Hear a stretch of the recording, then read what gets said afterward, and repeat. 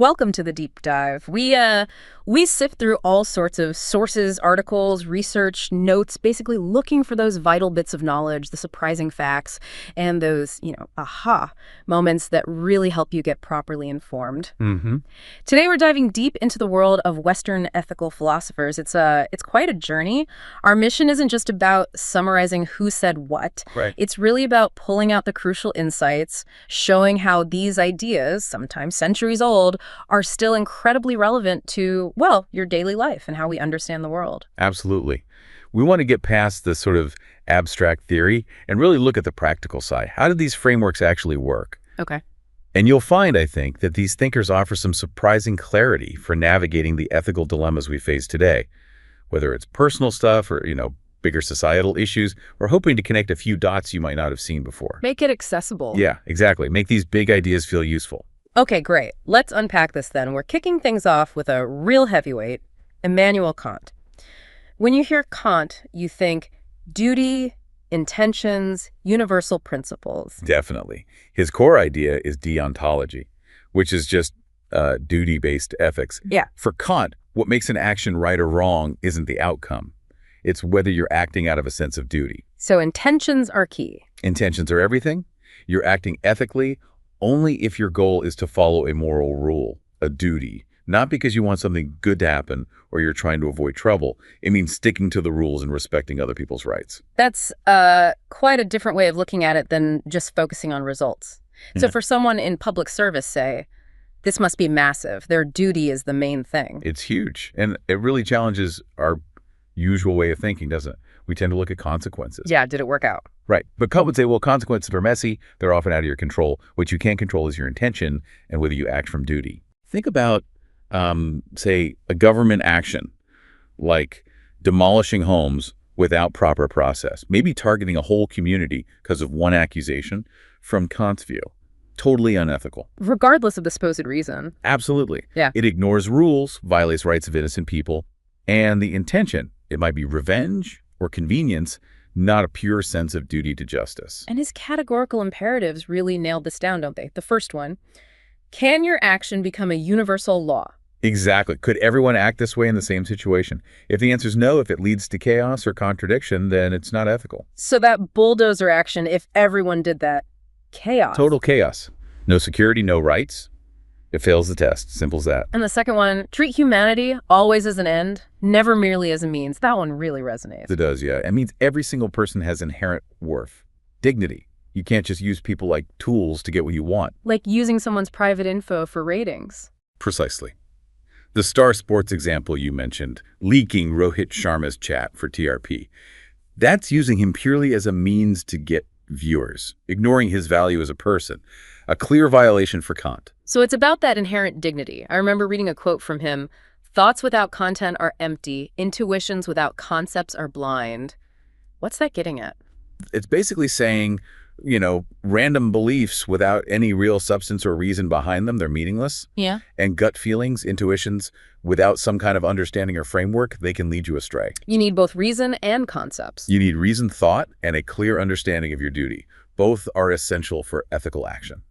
Okay, moving on. Let's talk John Stuart Mill. He's more about happiness, social progress, a different angle. Totally different. Mill brings us utilitarianism. The focus shifts from duty to consequences. For Mill, the most ethical action is the one that creates the greatest happiness for the greatest number of people. The classic example is always vaccines, isn't it? It's a good one. If a vaccine helps, say, 9 out of 10 people, preventing widespread illness and death, that's a utilitarian win. It aims for the collective good. Maximum happiness for the maximum number. But, and this is always the tricky part, what about the one person? The minority who might be harmed or just doesn't benefit? Does their happiness just get sort of ignored? That's the big criticism, yeah. The majoritarian problem. It's a real tension in utilitarianism. Mill himself knew it was complex. Right. I sometimes think about it in terms of multiplier happiness, how some actions, like maybe building essential infrastructure, can create waves of benefit, boosting the economy, improving lives for many.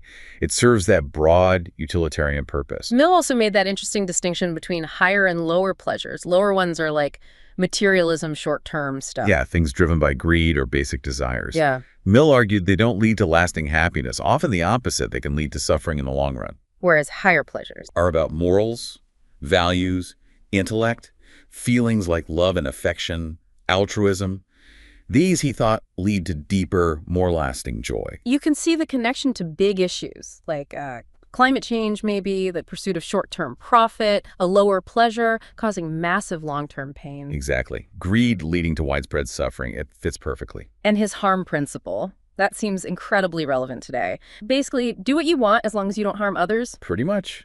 Your freedom, your autonomy, is crucial, but it stops where it starts harming someone else. And society can step in to curb your autonomy if it's causing harm. You see debates about this everywhere. Free speech on platforms versus, hate speech or misinformation causing real harm. Absolutely. Or even in the justice system. The idea of bail is a norm, not an exception. Why? Because denying bail harms the accused, potentially unnecessarily, before they're even convicted. It impacts their liberty, their life. Mill also really pushed for representative democracy and public accountability, people needing to be active citizens. Yeah, holding the government accountable, using things like social audits, giving feedback on laws. He believed in an engaged populace. And like Kant, he valued empiricism, reason, evidence. Definitely. Policies should be based on evidence, not just gut feelings. For someone in public service facing a tricky situation, Mill would say, look at the evidence, look at past experience, then decide. There's a powerful quote from him. A person may cause evil to others not only by his action, but by his inaction as well. Oof, yeah, that is hard. It's about responsibility, isn't it? Neglecting your duty, not doing something, can cause just as much harm as doing something wrong. Like authorities failing to act before a disaster or maybe ignoring dangerous behavior until it's too late. Precisely. Inaction has consequences. Big ones. Okay, next up, Georg Wilhelm Friedrich Hegel. His ideas about ethical life and societal harmony are quite profound. They are. For Hegel, ethical life, or Sittlichkeit, isn't just about existing in society, family, work, community. It's about actively participating, contributing. Being engaged. Exactly. Accepting your role in the bigger picture and developing yourself so you can contribute meaningfully. It's not passive. So if you apply that to something like corporate social responsibility, CSR, a company just focused on profit, not really giving back, Hegel would say that's not an ethical life.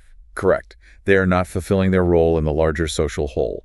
You could look at someone like, say, Ratan Tata, integrating his family legacy with huge contributions to society. That's closer to Hegel's idea. And for Hegel, freedom itself is found through this participation. Yes. Real freedom isn't just being left alone. It's achieved by actively contributing to the institutions that make up society. It comes from belonging and having a purpose within the whole. Interesting. He also talked about historical consciousness, being aware of the past's influence. Super important. For public officials, it means understanding how the system, the bureaucracy, works historically so you can actually make changes effectively within it. Right. Not just tilting at windmills. And it also means valuing positive traditions, understanding where they came from, rather than just blindly adopting new trends or rejecting the past entirely. Then there's his famous dialectical method, thesis, antithesis, synthesis. Sounds academic, but it's useful. Very useful. It's a great way to analyze complex problems. You take two opposing ideas or extremes, the thesis and antithesis. Like individualism versus the community good. Perfect example. Then you work towards a synthesis, a middle path, or a more nuanced solution that takes the valid points from both sides. It's a fantastic tool for navigating those tough ethical dilemmas where there are competing values. Speaking of dilemmas, that Hegel quote, genuine tragedies in the world are not conflicts between right and wrong. They are conflicts between two rights. That just perfectly captures it, doesn't it? The hardest choices aren't good versus bad. They're good versus good, right versus right. That's the real tough stuff. Okay, let's switch gears to Karl Marx, obviously known for his critique of capitalism, exploitation. Right. Marx's core ideas are about capitalists exploiting workers, leading to inevitable class struggle. But he also had this idea, conflict theory, that conflict itself isn't always bad. It can actually drive social change. You can definitely see that historically. Movements against injustice, like fighting untouchability or the LGBTQ plus rights movement, struggle led to change. Exactly. These conflicts challenged the status quo and brought about shifts in laws and social norms. It links to that idea that what was considered just yesterday might not be seen as just today. Society evolves through these tensions. A really key concept from Marx, maybe especially relevant now, is alienation. Yes, this is huge. It's when workers feel disconnected, from their job, their employer, even from themselves. Why does that happen? Marx said it's often because the focus is purely on profit maximization. Workers don't see the value in what they do beyond a paycheck. They don't get credit. Relationships become purely transactional. You hear so much about that in discussions about modern work culture, mental health at work. Absolutely. It's incredibly relevant. Yeah. It leads right into his point about labor value. Workers need to be recognized, compensated fairly, yes, but also feel connected to their contribution. Like that Samsung workers' strike example, they felt alienated, demanded recognition. Exactly. It was about fair conditions, yes, but also about being valued, having their union recognized. It's about more than just money. It's about dignity and connection. Marx had this interesting quote, "Reason has always existed, but not always in a reasonable form." It suggests our understanding of reason itself changes over time, right? What counted as reasonable in the past might seem unscientific or clouded by emotion now. So reason evolves. Yeah, it becomes more critical, more evidence-based. Think about the shift towards empiricism we've seen with other thinkers. Reason becomes more, well, reasonable. Okay, let's move to John Rawls and his theory of justice as fairness. Hugely influential, especially in policy circles. Immensely. Rawls gives us two main principles. First, the liberty principle. Everyone gets equal basic rights, autonomy, and real equality of opportunity. Equal footing. Okay. And the second? The difference principle, this one's interesting. It says inequalities or differential treatment are only okay if they benefit the least advantaged members of society. So things like affirmative action. Potentially, yes, if it demonstrably uplifts marginalized groups and ensures no one's left behind. But crucially, Rawls says this principle doesn't justify giving advantages to those already well off. It's aimed squarely at reducing unfair disparities. And his famous thought experiment, the original position and the veil of ignorance. Can you break that down? Sure. It's hypothetical. Imagine you're designing the basic rules of society, but you're behind a veil of ignorance. You don't know anything about your own position in that society. You don't know if you'll be rich, poor, talented, race, gender, nothing. Nothing. Rawls argues in that position you choose principles that are fair to everyone, especially the worst off, because, hey, you might end up being one of them. It forces impartiality. Exactly. It's a powerful tool for thinking about fair policy making. How do we ensure rules are just, regardless of our own vested interests? Think about judging policies with independent audits, or ensuring fair treatment for prisoners awaiting trial, people often in vulnerable positions. Rawls had some great lines summing this up, like, a just society is a society that if you knew everything about it, you would be willing to enter it in a random place. That nails it. If a society is truly just, you wouldn't be afraid to be born into any part of it. It should work for everyone. No, a very different and often controversial figure, Niccolò Machiavelli. Realism, power, the state. Machiavelli is definitely about the realities of power, often quite brutally honest. His advice to rulers, well, it's practical, if sometimes ruthless. Like the famous better to be feared than loved. Right. He argued fear keeps people in line, ensures stability. But, and this is often missed, he also warned rulers not to be cruel without limit. Fear is useful, but if it turns into hatred because of excessive cruelty, you lose popular support, and that's dangerous. So there's a balance. A pragmatic one, yes. He saw how unchecked cruelty could backfire spectacularly. Think about leaders who lost public goodwill completely and faced uprisings. And he's definitely linked to that negative idea of the ends justify the means. He is.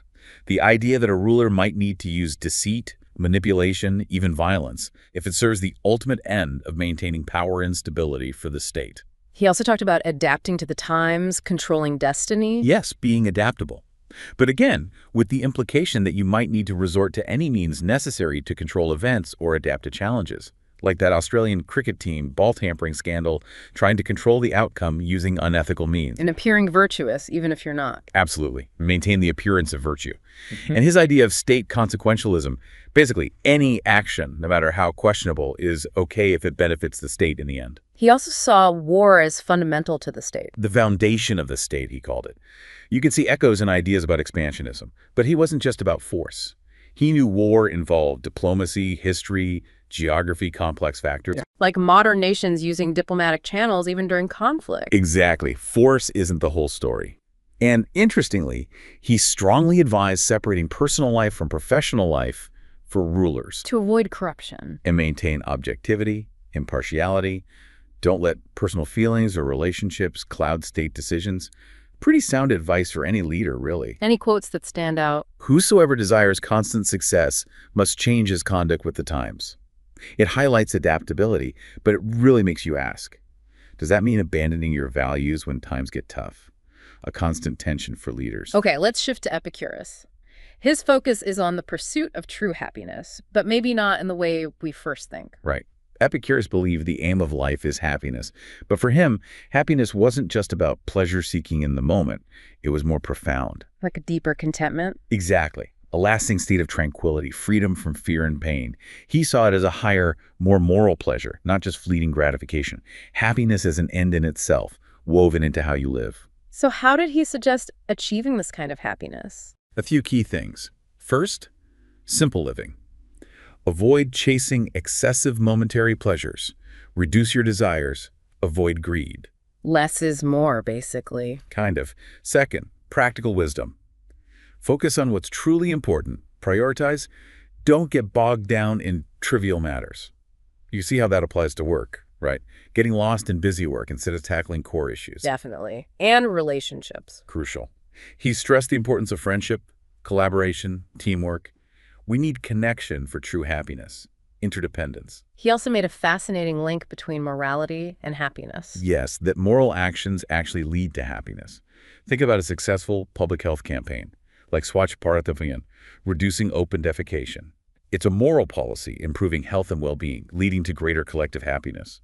Immoral actions or policies, conversely, tend to cause suffering. And what did he see as the main obstacles to happiness? Uncontrolled desires and constantly wanting more. Greed. Again, think climate change resulting from unchecked consumption. He also had a somewhat controversial view for his time. Which was? That sometimes religion, or at least the fear associated with it, the God-fearing idea, could induce anxiety and become a source of unhappiness.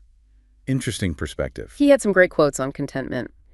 Do not spoil what you have by desiring what you have not. Remember that what you now have was once among the things you only hoped for. Yeah, a powerful reminder for gratitude. And on friendship. We do not so much need the help of our friends as the confidence of their help in need. It's about trust, isn't it? Knowing they're there for you, that security is deeply comforting. Now for Søren Kierkegaard, a philosopher focused on subjectivity, faith, authentic living. Quite different again. Very different. Kierkegaard argued that truth is subjective. It's rooted in individual experience, passion, commitment. There's no single objective truth everyone can grasp in the same way. You have to find and live your truth. And his famous concept, the leap of faith. Ah, yes. This is about making choices, commitments based on inner conviction, even when reason or evidence can't fully justify them. It's about embracing uncertainty, taking a risk based on belief. How does that apply practically? Say, for a civil servant. Imagine being in a crisis situation. Alone, maybe no clear orders. Rational analysis only goes so far. Sometimes you have to make a difficult call based on your core values, your conscience. That's the leap of faith, acting ethically, even when it's hard or uncertain. It can be a powerful idea for navigating complex situations. He also talked a lot about authentic living. Yes, living in alignment with your true self, your inner values, resisting pressure to conform, maintaining integrity, avoiding that feeling of being split, a crisis of conscience. So for him, ethics is deeply personal. Very. It's about taking responsibility for your choices, following your own sense of moral duty, being righteous in your own eyes first and foremost. He had some sharp observations, like people demand freedom of speech as a compensation for freedom of thought, which they seldom use. Ouch. Yeah, that's a zinger. A powerful critique, really. Are we using our freedom of speech thoughtfully or just making noise? It really speaks to issues around social media, misinformation, and the lack of critical thinking sometimes. Let's touch on an American figure, Abraham Lincoln. Not a philosopher in the academic sense, but his life and words embody so many ethical values. Absolutely. Justice, fairness, incredible courage, integrity, perseverance, and importantly, mercy. His life offers real guiding principles for leadership and how to be a decent human being. His quotes are so resonant. I desire to so conduct the affairs of this administration that if at the end, I shall at least have one friend left, and that friend shall be down inside me. Powerful, isn't it? That ultimate accountability is to your own conscience, your own integrity. Yeah. And as I would not be a slave, so I would not be a master. A perfect encapsulation of a democratic equality and respect. No one above, no one below. He also spoke of mercy. I have always found that mercy bears richer fruits than strict justice. The value of compassion, forgiveness, tempering strictness with understanding, Hmm. and for sheer determination. I am a slow walker, but I never walk back. Keep moving forward. Exactly. Perseverance. Finally, let's bring in Carol Gilligan and her focus on the ethics of care. A really important perspective, especially as a contrast to some of the more rule-based systems. Hugely important. Gilligan offered a different voice, suggesting that morality isn't just about abstract principles like justice or rights, but fundamentally about care, relationships, and responsibility to others. So it's about connections. Yes, her focus is relational, interconnectedness, empathy, compassion, understanding how our actions affect others in our web of relationships. It applies everywhere: family, work, community. And she emphasized contextual reasoning, looking at the specifics of a situation. Exactly. Not just applying a rule blindly, but understanding the context, the individual circumstances, the human element, trying to grasp the intent of rules, not just the literal words. We're about to look at a case study where this seems crucial. Absolutely. That scenario with a destitute woman needing help but lacking documents, Gilligan would say you have to consider her specific, pitiable situation, the human context, not just rigidly apply the rule book. She also championed listening to voices, didn't she? Especially the marginalized. Yes, making sure everyone's perspective is heard and valued for truly inclusive and just outcomes. Her quote really captures this.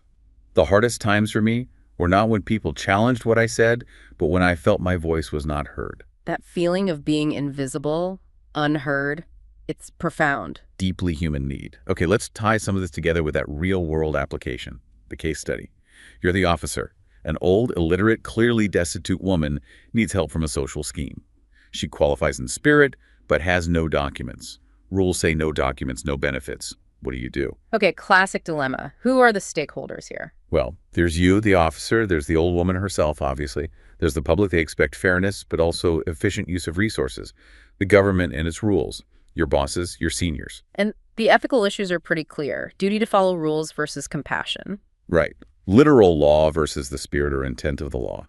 Your own risk, stick your neck out, versus the moral pull to help. It's that bureaucratic versus service-oriented mindset. So, drawing on all these philosophers we've discussed, what's a rational resolution strategy? How do you navigate this? Okay, first step. Address her immediate well-being. Show compassion. Maybe offer her a seat, water, listen patiently. That's Yeah. Gilligan's care ethics right there. Practical compassion. Then what? Second, inquiry and assistance.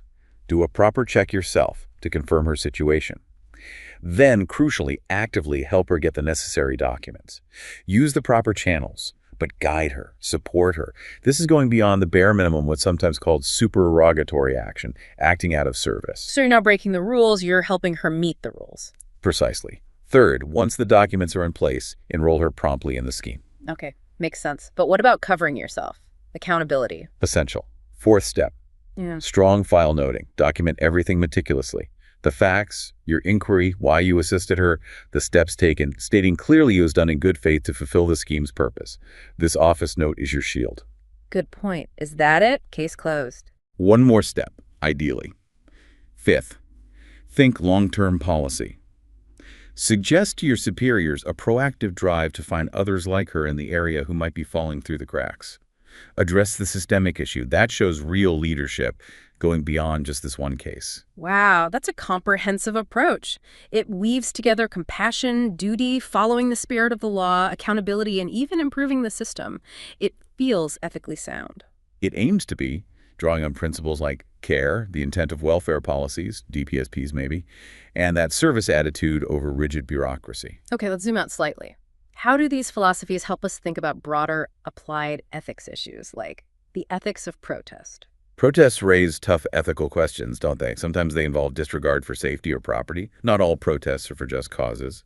Sometimes the means used seem unethical, even if the goal is worthy. That ends justify the means thing again. Exactly. And that conflict between law and conscience, civil disobedience.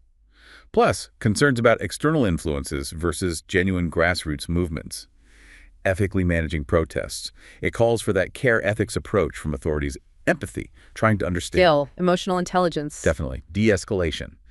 And sometimes prioritizing conscience and ethical principles alongside the rule book, aiming for conflict resolution, dialogue, finding that Hegelian middle path if possible. What about corporate social responsibility, CSR? We touched on it with Hegel. Yeah, ethically, CSR can be tricky. There's the negative side. Greenwashing pretending to be responsible, doing it just for compliance, not genuine belief, using it as a disguise for profit maximization, or simply avoiding it to cut costs. But done right, it can be positive. Absolutely. Genuine CSR builds the brand, reputation, credibility. Think Tata versus maybe companies seen as less committed. It creates social goodwill, and often it actually helps long-term profitability through sustainability and stakeholder trust. So ethically, what's the solution for companies? Move beyond just compliance. Internalize responsibility. Integrate strong social and business ethics, maybe like Gandhi's idea of trusteeship.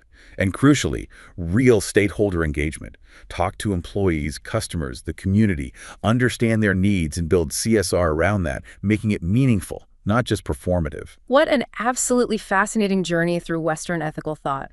From Kant's focus on duty, Mill on happiness, Hegel's ethical life, Marx on alienation, Rawls on fairness. Machiavelli's realism, Epicurus on true happiness, Kierkegaard's authenticity, Lincoln's integrity, Gilligan's care. It's incredible how these diverse perspectives give us such powerful tools, different lenses, really, to view and try to navigate our incredibly complex world. This deep dive, I hope, feels like a shortcut to being genuinely well-informed, armed with some surprising facts and, importantly, practical insights. We really hope you listening can carry these insights forward, let them, percolate a bit.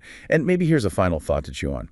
How can you just in your own life, your interactions, your decisions this week, consciously try to apply one of these principles? Just one. Yeah. Maybe it's pursuing a higher happiness, like Mill suggested, or practicing more authentic living, like Kierkegaard urged, or using Gilligan's contextual reasoning, seeing the person behind the situation. How might applying just one idea create a slightly more ethical outcome for you and for others around you? Something to think about. A great challenge. Keep exploring, keep questioning. And keep applying these timeless ideas. Thanks for diving deep with us.